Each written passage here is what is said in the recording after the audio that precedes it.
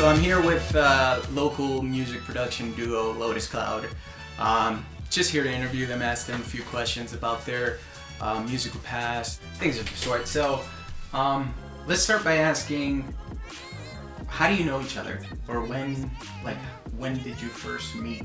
Or We met in the 6th grade at Glenridge Middle School, and it was funny because our friendship at first wasn't as much of a friendship. It wasn't like an enemy thing, but I think I just kind of annoyed Leo into being my friend, and we've been friends ever since. So I don't know, well over 10 years.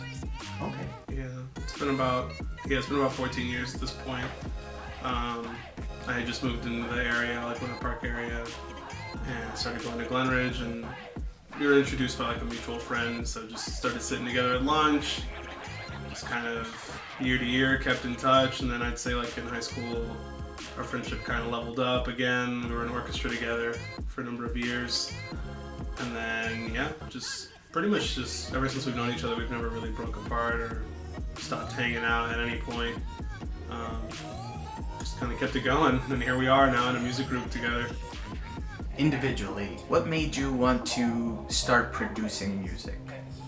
I started playing in orchestra. I went to a Best Buy to buy like my first CD, and I accidentally bought an orchestral version of Hybrid Theory by Linkin Park.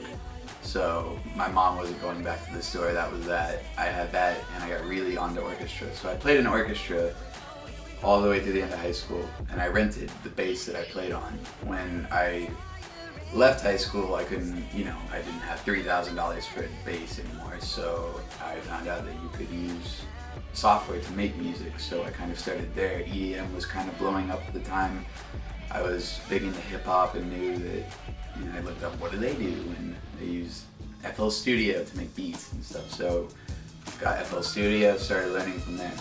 Earlier in life I was always listening to music on the bus. Music's always just played a huge part of my life, just helping me get through things. And then around 2010, kind of coinciding with like the electronic music boom, I started going to a lot of festivals.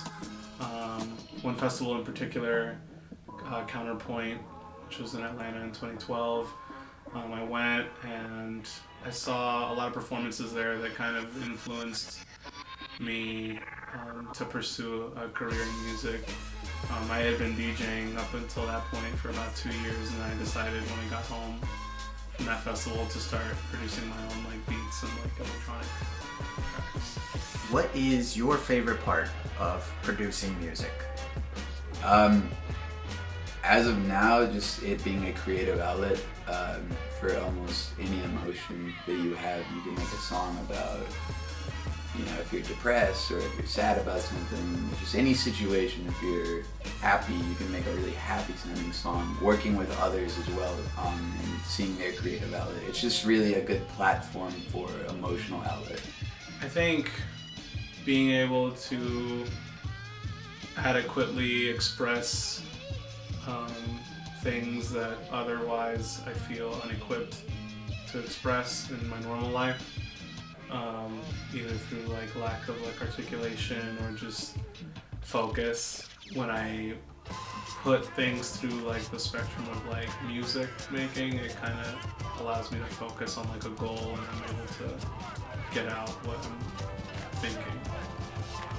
What advice do you have for individuals who are starting to get into producing music now? My number one thing is do not get discouraged. I know that that's kind of a general statement to everything you'd ever try to do in your life that you're not good at, but don't get discouraged because it takes a long time to start to really feel like you're in control of what you're doing and not being controlled by a program that you're trying to learn. So it's important to know going into anything, but specifically this, that you're gonna mess up, you're gonna fail, you're gonna have shortcomings, and that's part of learning, just like anything in life. And one last thing, YouTube is like your best friend. There's so many tutorials, and the tutorials have gotten a lot more detailed and at times even hilarious now. There's like comedic ones that are just really easy to follow. And I think if you keep watching the videos and keep consistent and just opening the program as much as you can when you have free time, and learning. You can.